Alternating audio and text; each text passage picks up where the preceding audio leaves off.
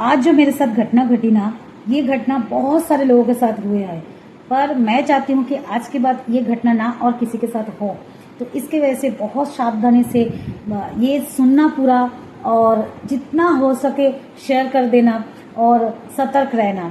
आज हुआ है ये मेरे साथ कि अचानक से मैं जब मेरे ट्यूशन से वापस आ रही थी तो मुझे एक कॉल आया। मैं रास्ते में थी, मैं घर में नहीं थी, मैं किसी के साथ डिस्कस नहीं कर सकती थी, इसलिए मैं रास्ते में थी तो कॉल उठाई मैं, क्योंकि बहुत सारे मेरे ट्यूशन के बच्चे का या ट्यूशन के लिए मुझे फ़ोन आते हैं अर्जेंट, तो मुझे समझ में नहीं आता है। तो इसकी वजह से मैंने कॉल उठाई और उठा के हेलो बोलने के बाद मुझे किसी ने मेरे हस्बैंड का नाम लिया, मेरा नाम लिया, मुझे पूछा कि आप उनके वाइफ हो। तो श्योरली अभी मेरे हस्बैंड का नाम बोल रहा है और मेरे नाम बोल रहा है, तो मैं श्योर हो कि यस मैं हूँ ऐसा।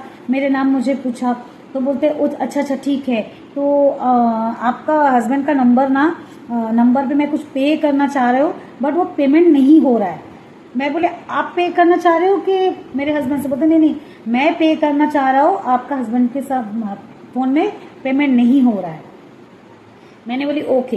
तो बोले आपका हस्बैंड ने आपका नंबर दिया पेमेंट करने के लिए, तो मैं जीपे करूँ कि फ़ोन पे करूँ?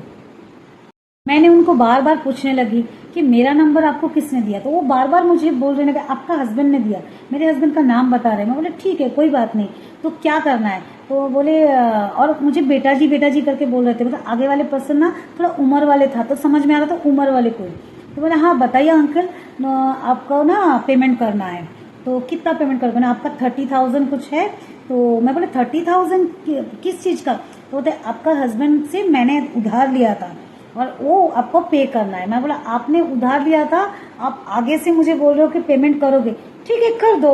मैं बोलते इसी नंबर पे करो? बोला यस इसी नंबर पे कर दो। तो जीपे करो कि फ़ोन पे करो? फिर से मुझे पूछा, तो मैं बोले जीपे कर दो।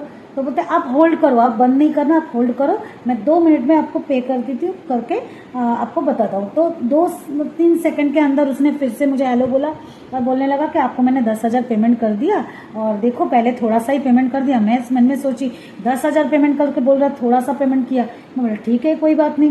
बोलते बेटा जी आप चेक करो, देखो मैसेज तो ऊपर से ही आ जाता है, मुझे चेक करने का जरूरत नहीं है। तो मैं बोली नहीं कोई मैसेज नहीं आया।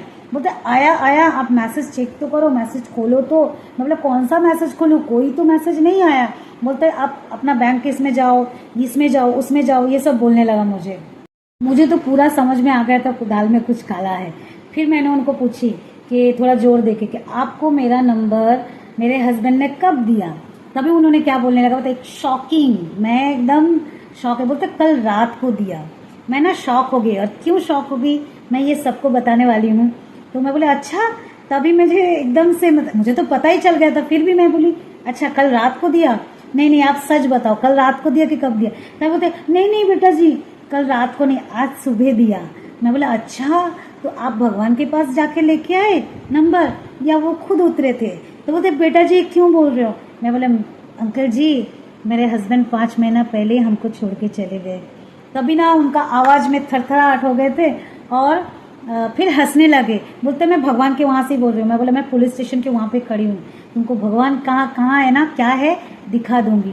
बहुत संभाल के ये चीज़ मेरे साथ हो गया। आज मैं नंबर शेयर करने वाली हूँ, ये नंबर ज़्यादा से ज़्यादा आप लोग शेयर कर दो कि इस नंबर से कभी कॉल आया तो आप लोग देख लेना। वैसा बहुत मतलब जो बुजुर्ग है सबको, अपना माँ बाप को सबको सिखा के रखना, किसी तरह से फ़ोन आया तो उनको सतर्क होने के लिए बोलना।